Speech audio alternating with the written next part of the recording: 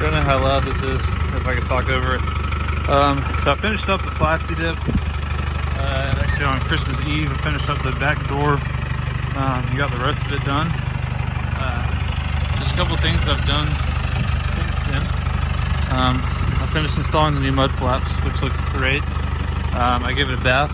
Got all the plasti dip off that I can. You see the paint doesn't look terrible. It's not as bad as I thought it would be, except for the hood. The hood's pretty rough, which is fine for right now. Pretty sure that's pretty loud. I pulled off the rattling exhaust, so the exhaust that was hanging off and loose is all gone now. And today I'm about to do an oil change, so I'm warming up the truck, gonna go drive it around a little bit, and then park it uphill, so that way I can get the oil out and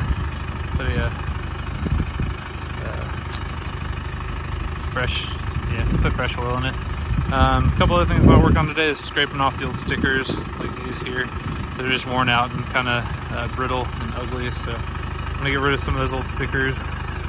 And the windows, I don't know if you can see that like kind of weird look on the like driver window. All those windows have like a film on it, and I don't know if it's like the tint going bad or just like a weird coating, or if it was from the person smoking in it beforehand. But they all have that like weird, nasty like film on it, so I'm gonna start scraping that stuff off too. And if it takes off the tint, oh well, I'll just get it retinted. But really enjoying the way the white looks, yeah, it's pretty good. I like it. So I'll check back in after I start working on the wool. So it looks like I'm leaking diesel as it's running. See the fuel injection pump or whatever it's called is leaking. You can see it's dripping right there. That back gasket, that back gasket that connects these two parts is leaking from there. I'm sure it's probably seeping out, so I'm going to see if there's a rebuild kit for this part, and I'll probably take it all apart and rebuild it. Should be probably a good project for a day. So it looks like it'll probably be a pain in the butt, but if you get a chance to get that apart and clean it, get a good look at everything else. Everything else looks like it's leaking oil, so it looks like it's probably the heads right there. It's probably leaking oil. The valve cover gasket's leaking oil. Not necessarily worried about the oil leaks nearly as much, but that fuel leak is going to be a problem on that injector pump. So I think I was just looking up kits. If it is the correct kit, it looks like it's about 30 to 40 bucks. Well worth it in my opinion to fix that, because the part alone is about $1,400 for a new one, about $400 for a used one. So slowly but surely, I do plan on just kind of going around and fixing stuff like that, or fixing leaks here and there. As I find them. That one's definitely going to be an issue. So it only leaks when it runs. Once I turn off the engine, it stops leaking. Being that it's a pump, probably not pumping unless it's engine off. So right now I'm waiting for it to heat up. Once it heats up, I'll go ahead and start on the oil change. Sanded that down. And that's a little bit of touch-up paint. See some flat black spray paint. Touch it up, use the cardboard so it doesn't drip down on the window. And that spot right there. Once that dries up, I'm gonna give it a good sand, chip off any of that excess stuff that's peeling, and then just retouch it up. If it works and looks good, I'm gonna do this spot here, sand it down, clean it up, and spray paint it with the mat as well. And then there's a couple other spots on the Rover. I'm gonna do the same thing. This being one of them here. So you got really bad rust kind of building up on the door frame over here. You see it around the side too. So I'm just gonna touch those up with some black spray paint. This one I don't think it's got any rust on the other side, but touch those up.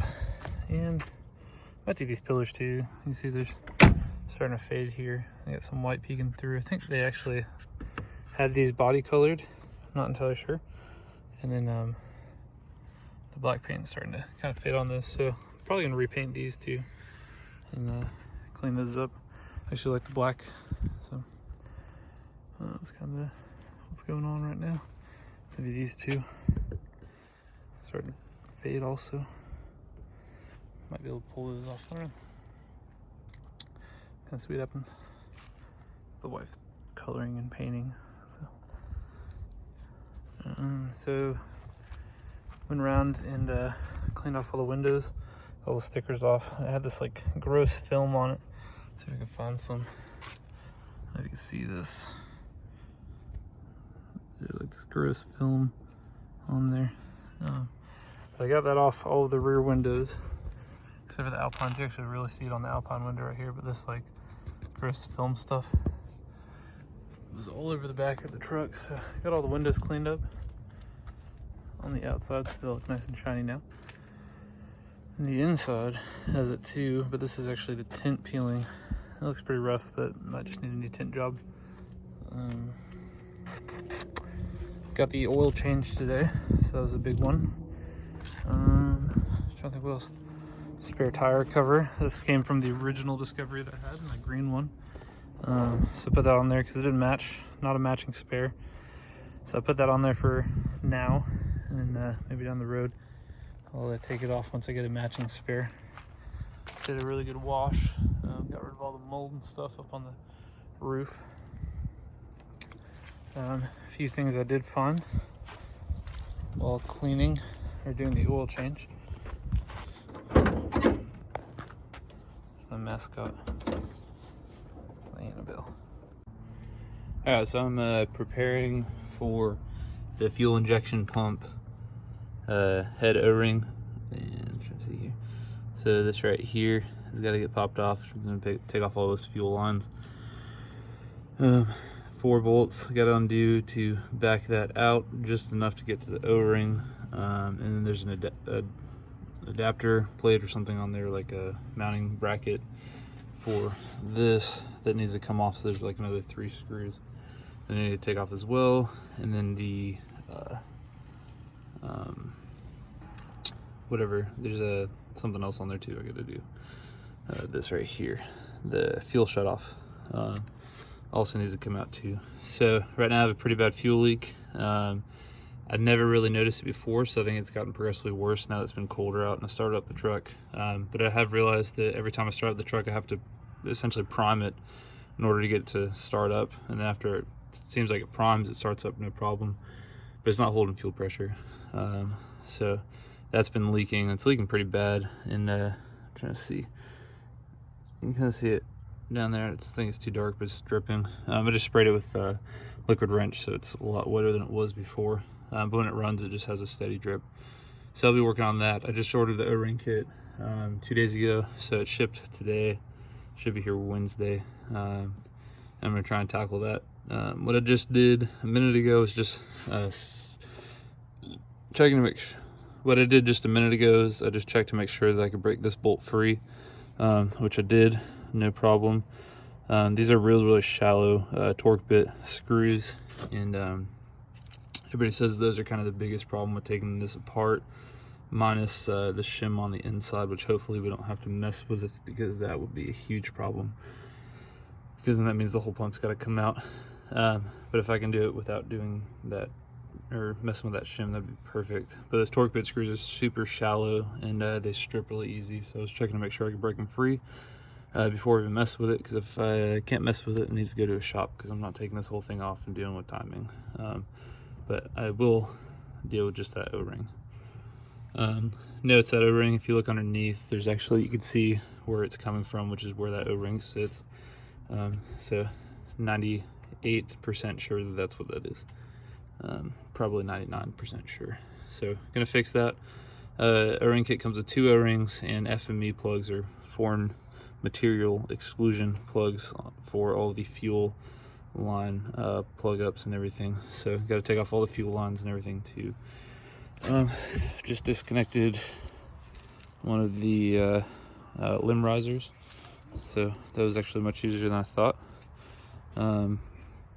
Yeah, just been accumulating tools so I can get that done. Supposed to be going out of town this weekend, so I was really hoping to get that sorted out beforehand. So hopefully doing that Wednesday night or Thursday morning. So yeah, so that's kind of what's going on right now. A few other things that I've been up to. As you can see, I pulled off all the plasti dip. I haven't done much in terms of video for pulling off all the plasti dip. I really just don't see a point in it. It was just a gross, big, nasty mess. My hands were always dirty, and it was just way more just like kind of tedious work than anything. It was just way more tedious work, and there's nothing really of value to sit there and film. So I'm gonna close this up real quick. So this is what it's looking like. So nice little dents on the hood and stuff, no problem, don't really care. This right here is truck bed liner, and it's old and dry rotted and pretty nasty. So this is gonna come off eventually. My goal is to sand down the whole hood, reprime it, and then probably do some sort of white paint underneath. But then I'm actually just gonna do a vinyl wrap on it, but I want to get rid of all the chip and clear coat and this truck bed liner. Once I do that, I'm just gonna do, I think, the whole thing in black. I think that'll look good. Only thing I didn't unplasti dip was that right there, and I think I'm just gonna take those off and just probably plasti dip them black or strip them and then paint them black or something. But overall, pretty good. Another thing that I'm gonna update is I got a new lug nut. Ordered that because I was missing one for that wheel, so I got that taken care of. As for interior, I think we're sitting about the same. Still waiting on word from the floorboards for the guy who's cutting me out new ones, which I'll talk about that in the next couple of days. About what the plan is for that, but I gotta finish cutting out the inside. Ooh, one more thing. The sunroom's a mess, but I got them sitting out here. Seats, got my seats together with the mounting brackets. See if I can get a shot down there. So mounting brackets are assembled. Those are Corba mounting brackets that I had to Frankenstein together with the factory mounts from these seats, because the seats bolt pattern was way too big for the Corba universal mounting brackets, so not very universal.